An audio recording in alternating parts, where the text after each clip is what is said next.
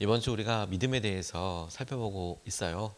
하나님께서 우리에게 허락하신 참 귀한 도전들, 우리가 직면하고 있는 여러 상황들을 다시 보게 되는 영적인 감각, 믿음을 오늘 우리가 점검해 보면서 이런 질문을 해보면 어떨까, 꼭 필요하다라는 생각이 들었습니다.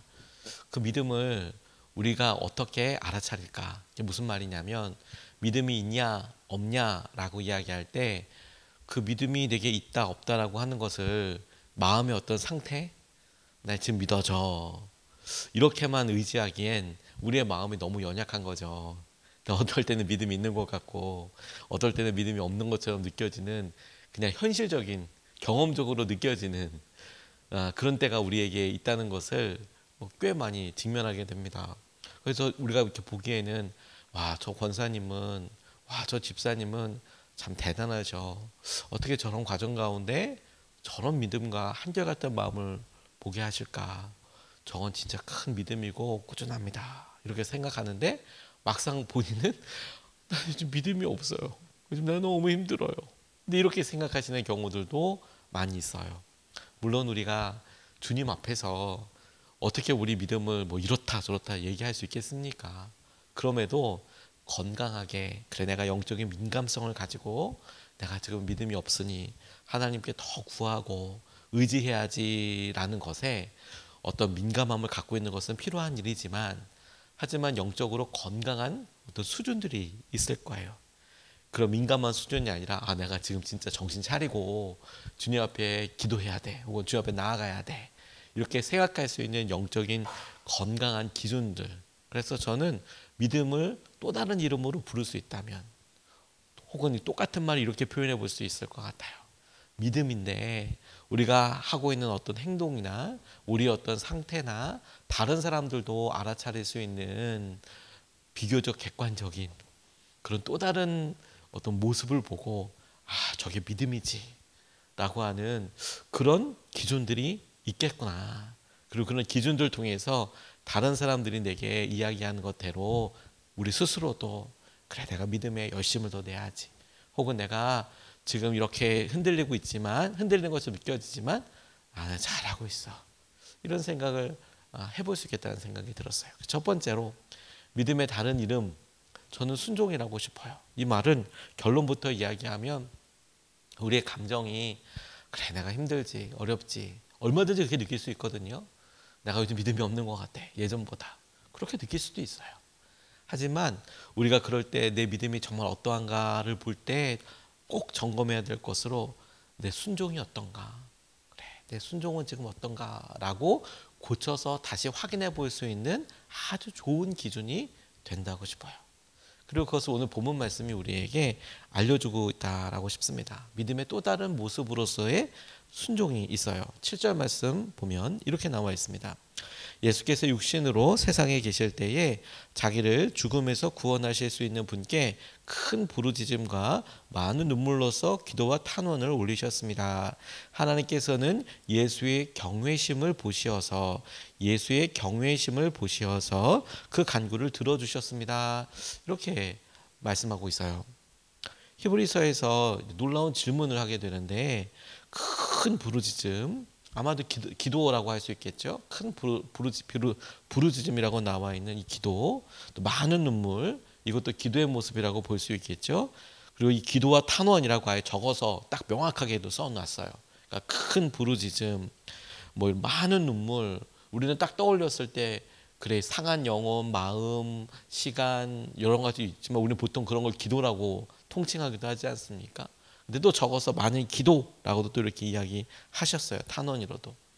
이것들이 믿음의 다른 모습이다라고 이야기하는데, 근데 이어지는 말씀은 하나님께서 예수님의 경외심을 보셔서 그 간구를 들어주셨다라고 이렇게 하고 계세요. 근데 하나님은 예수님의 기도를 우리 모른 척하지 않으셨나요? 무슨 말이냐면, 히브리서 기자는 예수님이 그렇게 많은 기도와 울음과 기도와 탄원으로 하나님 아버지께 기도했다. 근데 하나님께서는 그 경외심, 그 간절한 마음, 하나님을 경외하는 마음을 통해서 들어주셨다. 히브리서 기자는 이렇게 이야기하고 있는데, 우리가 알고 있었던 예수님의 가장 간절히 기도하는 모습 한 장면을 떠올리며 그러면 하나님께서 기도에 응답해 주신 건가? 이런 생각을 해볼 수밖에 없거든요. 마태복음 26장 39절 말씀을 보면 이렇게 나와 있어요. 예수께서는 조금 더 나아가서 얼굴을 땅에 대고 엎드려서 기도하셨다. 나의 아버지, 하실 수만 있으시면 이 잔을 내게서 지나가게 해주십시오. 그러나 내 뜻대로 하지 마시고 아버지의 뜻대로 해주십시오. 라고 그렇게 기도하시는 장면을 우리가 기억하고 있지 않습니까? 예수님의 기도, 이거 짐을 좀 옮겨달라고 이렇게 기도하고 있는데, 그런데 이걸 옮겨주세요라고 기도했지만 거기서 끝나지 않고 아버지의 뜻대로 해주십시오라고 이렇게 기도하고 계시잖아요. 그러니까 우리가 생각했을 때 우리가 원함과 우리의 불편함과 우리의 상의 어떤 긴급함, 간절함을 놓고 봤을 때 그게 이루어졌냐 안 이루어졌느냐를 가지고 기도가 응답이 됐다 아니다라고 본다면 아니다에 가깝잖아요. 그런데 성경은 어떻게 이야기하고 있어요? 하나님께서 그 기도를 들으셨다라고 나와 있지 않습니까? 그걸 무엇이 그렇게 만들 수 있을까? 기도가 그렇게 만들었잖아요. 그리고 그 기도가 무엇으로서 증명됐느냐? 그럼에도 불구하고 주님께 보여지는 귀한 행동, 이어지는 행동이 뭐였냐면 내 뜻이 아니라 아버지의 뜻대로 이루어지게 해주십시오라고 하는 마음의 순종. 구체적으로 내 뜻을 좇아서 살지 않고 하나님 아버지의 뜻이 이루어지는 그 삶을 구하는 것을 히브리서 기자는 하나님 아버지께서 예수님의 경외심을 보시어서 기도를 들어주셨다라고 설명하고 있는 거예요. 그러니 여러분, 우리의 마음속에 보이는 그런 마음과 고백이 순종이 믿음의 또 다른 모습이구나. 예수님의 경외심이라고 할 수 있는 그런 부분이구나 라는 것을 우리가 알게 되죠. 저랑 개인적으로 참 친밀하게 보내는 우리 김범석 목사님이란 분이 여러 간증들도 있었지만 그분의 삶에서 그분이 뭐 어떤 사람들을 만나고 영향력을 미치기보다 제가 마음으로 참 되게 공감하고 깊은 도전을 받았던 것이 이분이 중요한 순간들마다 순종해 나가시는 모습이 너무 저에게는 마음 절절히 다가왔어요. 대표적으로 이분이 아버지 목사님께서 돌아가셨지만 나사로의 집 사역이라고 해서 서울역에서 이쪽에 막 노숙인 쉼터 겸 그런 쉼터 겸 교회를 하셨잖아요. 쪽방촌을 하셨어요. 쪽방촌을. 그런데 여러 어려움과 형편들이 막 점점 어려워지니까 이게 돈 버는 그런 데가 아니고 헌금을 하시는 분들이 아니니까 다 나가는 거밖에 없지 않습니까? 근데 본인도 어느 순간이 되니까 딸의 유치원비도 있고 또 아버지의 생활비도 있고 그러니까 여러 뭐 설립 자금이나 이자나 교회 관련된 게 차곡차곡 다 나가니까 그게 이분이 솔직하게 너무 힘드셨대요. 근데 그런 모습만 보면 본인 스스로 어떻게 생각해요? 나 믿음이 없나 봐. 주님의 일을 하는데 이자가 또 나가고 아이 이건 어떻게 하고 이 노숙인 쉼터 사역이 이게 무슨 뭐 정부에서 돈을 막 계속 주는 것도 아니고 어디 좀 불편함을 살펴주려고 하면 다 재정이 들어갈 일이잖아요. 그러니까 부어도 이 노숙인 사역이 이게 끝이 없는 사역이니까 본인은 마음속에 고민이 너무 많이 되신 거예요. 다시 그 본인은 어떻게 생각해요? 나 믿음이 없나 봐. 이걸 믿어야 되는데라는 갈등 중에 있지만 근데 이분이 이런 고백을 해요. 기도하는 중에 주님께서 네가 하나님의 길을 간다고 돈을 포기하고 쪽방촌 사역을 할 때 나는 내게 일할 수 있는 교회를 주었다. 이제 만일 내가 이 교회를 포기한다면 나는 네게 열방을 줄 것이다.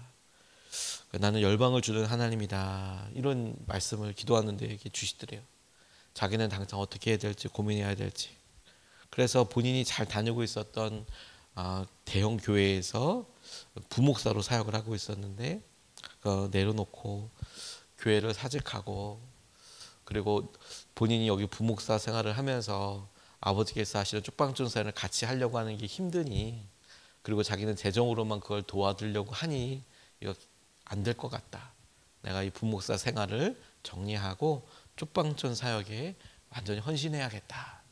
그래서 아내를 설득하고 그리고 교회에 사직서를 내고 제가 이러이러한 일이 있는데 교회가 나빠서도 아니고 불만족스러운 것도 아니고 아버님이 하고 계시던 쪽방촌 사역에 아버님이 건강이 어려우시니 제가 가서 그 사역을 좀 해야 될 것 같습니다. 너무 죄송하지만 그렇게 해야겠습니다. 이런 마음을 전하자 오히려 그 교회 담임 목사님이 무슨 소리를 하는 거냐고, 우리나라의 나사로의 집 같은 노숙인 사역자 혹은 쉼터가 없어지면 안 되지 않겠냐고, 평일에는 부목사로서 교회에 나와서 그렇게 사역하고 토요일 주일에는 나사로의 집 교회 가가지고 거기 섬기라고 똑같이 하지만 그런 귀한 일하고 좋은 일 하는데 어떻게 교회 그만두냐고, 사례는 어떻게 하려고 하냐고, 돈은 어디서 벌려고 하냐고, 여기 그냥 있고 주일만 가서 토요일 주일만. 사실 교회로서는 엄청 파격적이죠. 근데 그런 마음을 보고 이렇게 이끌어 주더라. 근데 본인 마음에 그럴 때 느끼는 솔직한 마음과 생각들을 누리잖아요. 근데 거꾸로 이렇게 생각해 봤어요. 다른 사람인 그 교회 담임 목사님, 그때 당시에는 김동훈 목사님인데 김동훈 목사님이 보기에 젊은 이런 목사가 아버지나 또 노숙인들에 대한 간절한 마음을 하는 걸 보고 그걸 믿음으로 보아주신 거죠. 정작 본인은 어떻게 느끼고 있는데요? 난 너무 갈등돼. 나 어떻게 해야 돼? 나 이거 이 삶에 있어서 계속 흔들려. 그런데 사람들을, 그리고 하나님은 뭐를 믿음으로 보신다고요? 순종하는 걸 보고요. 그의 마음에. 그러니 여러분, 우리가 우리 마음에 얼마나 떨려요, 얼마나 오르고 내리고 있어요. 그건 분명히 중요한 과정입니다. 얼마나 소중한지 몰라요. 근데 그런 마음의 상태 가지고 나 믿음 없어, 혹은 나는 지금 좋지 않아, 이렇게 생각하지 말고, 그래서 우리의 마음이 가고 있는 지향점, 바라보고 있는 점을 따라서 나의 순종과 주님을 향한 마음을 붙잡고 하나님께 기도하면 좋겠다 싶어요. 그게 믿음의 또 다른 이름이에요. 그리고 여러분, 이 순종을 우리가 배우는 거예요. 처음부터 잘 되는 사람이 없는 거죠. 배우고 그리고 이것을 통해서 주님을 경험하게 될 거예요. 순종을 통해서. 그래서 우리에게 되게 중요한 어떤 목적이 됩니다. 오늘 8절 말씀을 보면 그는 아드님이시지만 고난을 당하심으로써 순종을 배우셨습니다. 이 배우셨다는 표현을 여러 가지로 이해할 수 있겠는데 그냥 우리가 일반적으로 생각해 봐도 배우셨다는 것은 처음부터 그걸 경험해서, 육신의 몸을 입고 경험해서 하나하나 알아가는 거죠. 그 일을 경험해 보았다, 체험해 보았다, 이런 의미로 우리가 받아들일 수 있겠습니다. 그건 고난이지만 그 일을 나 그거 알아, 들었어, 그래 나 익숙해, 이게 아니라 예수님도 그 자리에 똑같이 가서 똑같이 고난 당하시고 그걸 경험하고 두려웠고 힘들었고 아팠고 외로웠고 그 일을 경험해 보심으로, 체험해 보심으로, 그래 순종이 이런 거야, 순종하는 거야, 그 순종을 배웠다는 거 아니에요. 그런 의미로서 우리가 설명할 수, 이해할 수 있겠습니다. 그러니 믿음이 순종을 통해서 드러나는 거죠. 하나님께 순종은 저는 딱 그와 같은 의미라고 싶어요. 하나님께서 우리를 보실 때도 우리의 마음의 고백을 주님은 참 기뻐하실 거예요. 오늘도 저 집사가, 저 권사가 나와서 저 모습, 저 삶의 습관을 순종이지, 저거 믿음이지 라고 하지만 정작 우리는 하나님 힘들어요, 어려워요 하지만 주님은 사인이 있는 거죠. 그래, 그런 게 믿음이야. 그런 게 이렇게 흔들리고 어려워도 이런 게 믿음이야, 이런 게 믿음이야, 그런 거 아니겠어요? 제가 지난 주일에 목사님들 만나는 교제하는 곳에 오랜만에 목사님들 만나서 교제하게 되었다라고 말씀을 나눈 적이 있는데, 근데 만나서 우리 보통 지금 경험하고 있는, 우리가 예전에 10년도 전에 같이 동력하면서 했던, 그때 생각했던 우리의 목회 미래, 그리고 이제 지나서 각각 이제 다 담임자가 되고 저희가 청년 사역할 때 만났으니까, 그러면 그때는 계속 이렇게 사는가 보다, 계속 우리는 재정적으로 어렵고 이렇게 소위 3D라고 하는 힘든 일이구나 이렇게만 생각하고 있다가 다들 각자 그렇게 될지 누구도 몰랐죠. 근데 여전히 우리는 우리의 삶에서 기도하는 것이 있고 하나님 풀어주시길 원하고 납작 하나님 앞에 메어 달려야 될 일들이 다 각자 있어요. 그런데 떨리는 모습으로만 보면 그러면 참 믿음이 없어 보이는데, 그럼에도 불구하고 하나님께서 사실 방향을 붙잡고 의지하는 것을 보면 참 많이 성숙하고 성장했다라는 것을 오늘 이번에 보면서 믿음으로 서로 참 많이 도전받았어요. 근데 끝나고 거꾸로 과거를 보는 거죠. 나 그때 진짜 힘들었는데, 진짜 어려웠는데, 근데 지나놓고 나니까 와, 그 일을 통해서 우리가 하나님께서 함께 하셨지, 하나님이 나를 붙들어 주셨지, 하나님께서 이끌어 주셨지, 서로가 서로를 보고 나눌 수 있고 그 일을 서로 와 대단하다고 그렇게 서로 이 지지해주고 축복해주고, 근데 그걸 통해서 다시 한번 미래의 시점으로 오늘을 보게 될 수 있겠다고 싶어요. 그래, 오늘 우리가 힘들다면 그건 힘들다라는 우리의 느낌으로 고백할 것이 아니라 지금 이 과정은 어떤 의미이냐면 내가 주님과 똑같이 순종하는 법을 배워가는 거예요. 그래서 우리가 이 결론이 주님 앞에 순종하고 나아가는 것을 통해 우리가 무엇을 놀랍게 경험하게 됐냐면 그 일을 통해서 주님이 우리에게 예비하신 그것을 우리가 놀랍게 성취하게 될 거예요. 누리게 될 거예요. 그리고 경험하게 될 거예요. 그 과정에서 중요한 요소, 중요한 과정, 중요한 훈련이 고난이라고 설명하고 계시는 거예요. 도저히 할 수 없을 것 같은데 순종하게 하시는 과정을 통해서 우리의 믿음이 자라게 하시고 우리 가운데 주님이 어떤 분이신지를 보게 하시고 누리게 하여 주시는 거예요. 9절 10절 말씀을 보면, 그리고 완전하게 되신 뒤에, 이 완전하게 되신 뒤에는 순종을 통하여서 고난을 가운데 순종을 통하여서 그걸 배우신 다음에 그거 완전하게 하신 뒤에 보면 그 완전은 주님이 고난을 배우신 뒤에 라는 표현이에요. 그러니까 고난을 겪으신 이후에 완전하게 되는 거군요. 우리도 그렇겠네요. 주님 따라가고 있으니까.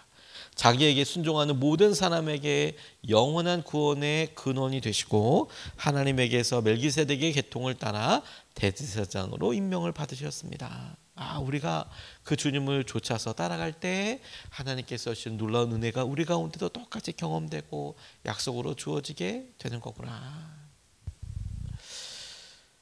철로역정에서 주인공 크리스천이 나와요.